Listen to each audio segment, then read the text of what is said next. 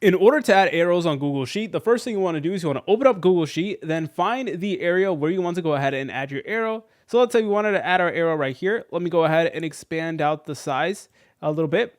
Then what you want to do is you want to select on your cell, go over here to where it says insert, then select on drawing just like so.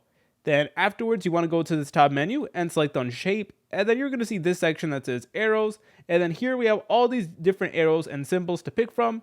So let's go ahead and pick this one, for example. Then you can go ahead and draw your arrow right over here. And you guys can adjust the color as well. We can go up here and you guys can determine whether you want it to be solid, whether you want it to be a gradient. That is 100% up to you. Then you guys are able to change the border color as well. Or you can even make it transparent. You guys could also adjust the thickness of it and, of course, more other things as well. Please select on save and close just like so. And now we have our arrow right over here. And then you guys can go ahead and put it inside your cell or something like that and really just make it your own. So you guys could definitely use this arrow to your advantage and make your documents clearer. If you found this video helpful, make sure to leave a like and subscribe. I'll see you in the next tutorial.